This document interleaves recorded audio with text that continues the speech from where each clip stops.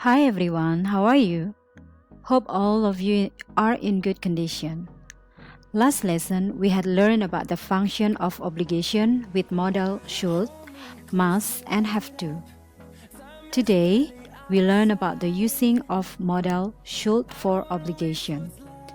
Seperti yang sudah dijelaskan dalam pembelajaran minggu lalu, bahwa should itu berfungsi untuk memberikan saran yang lembut, saran yang boleh dilakukan ataupun boleh tidak dilakukan. Sekarang, kita akan mempelajari tentang penggunaan should di waktu sekarang, masa lalu, dan waktu yang akan datang.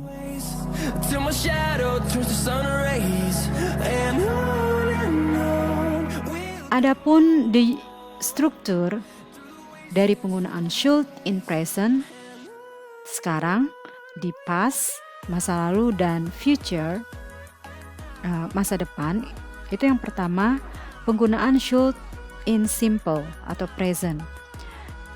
Jadi rumusnya subject plus should plus verb 1.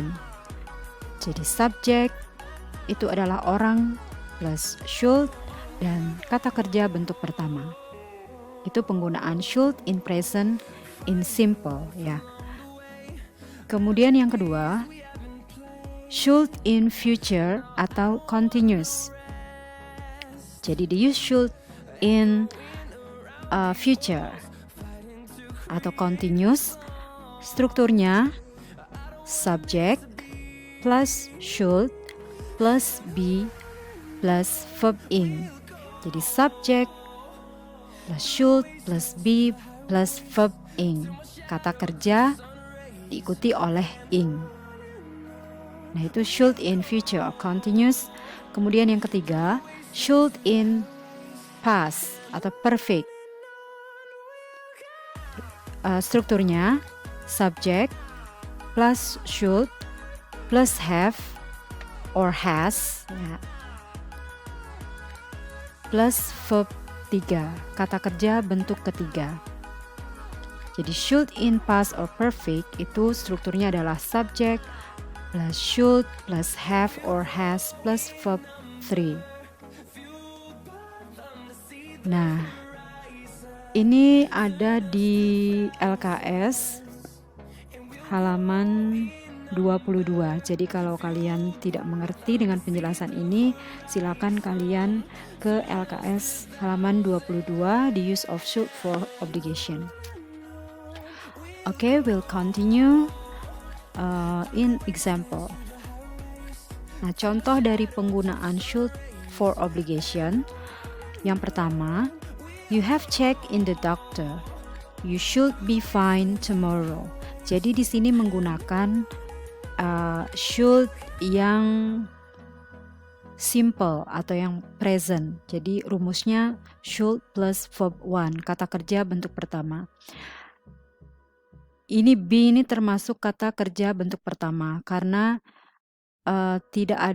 karena be ini diikuti oleh selain kata kerja, jadi be ini termasuk kata kerja juga ya.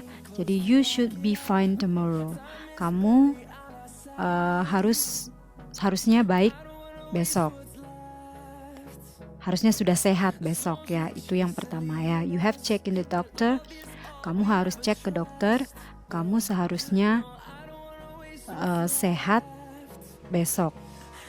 Nah, itu penggunaan simple atau present.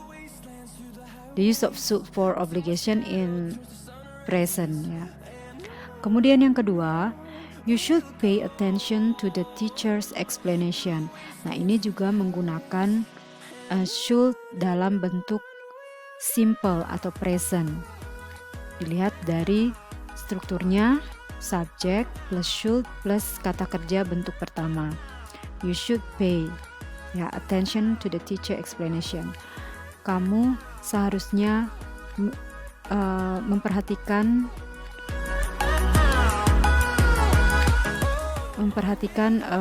penjelasan dari gurumu. Ya, ini menggunakan should plus simple or present. Terus yang ketiga, you should be cooking right now. Your family will arrive soon. Nah, ini menggunakan struktur bentuk continuous atau should plus be plus verb ing. Jadi should tambah be tambah kata kerja yang diikuti oleh ing. Yang termasuk verb ing itu ya kata kerja diikuti ing, ya cooking, reading, paying, listening, and so on ya. Nah, ini penggunaan should plus continuous for state obligation ya. Jadi you should be cooking right now. Kamu seharusnya memasak sekarang. Your family will arrive soon. Keluargamu akan tiba segera. Ini bentuk should plus continuous. Kemudian yang keempat, the cake cannot be eaten. You should have set the timer. Nah, ini menggunakan should bentuk lampau ya. Bentuk lampau itu past. Should plus perfect ya. The cake cannot be eaten. You should have set the timer. You, subject, should plus have atau has. Nah, kenapa dia have di situ? Di kalimat ini kenapa dia have? Karena subjeknya adalah you. Jadi yang harus diikuti oleh have itu subjeknya I, you, they, we. Ya, itu diikuti oleh have. Kemudian yang diikuti oleh has itu adalah he, she, it atau orang. Subjeknya orang ya, itu diikuti oleh to be has. Nah, the cake cannot be eaten. You should have set the timer. Should plus have. Kata kerja bentuk ketiga set itu adalah set juga ya. Jadi ini adalah kata kerja tidak beraturan. Kuenya tidak bisa dimakan.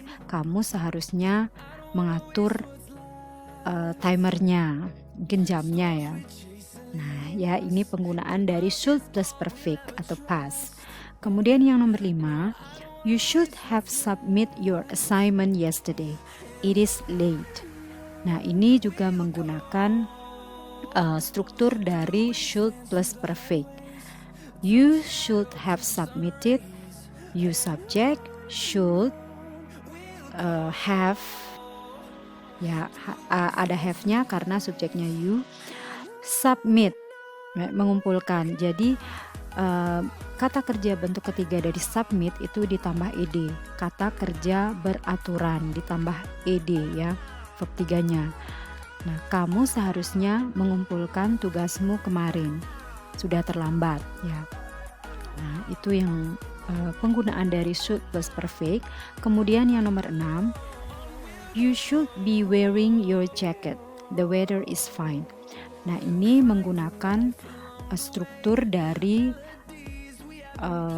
should plus continuous ya. Subject plus should plus be plus kata kerja diikuti oleh ing. Ya, you should be wearing your jacket.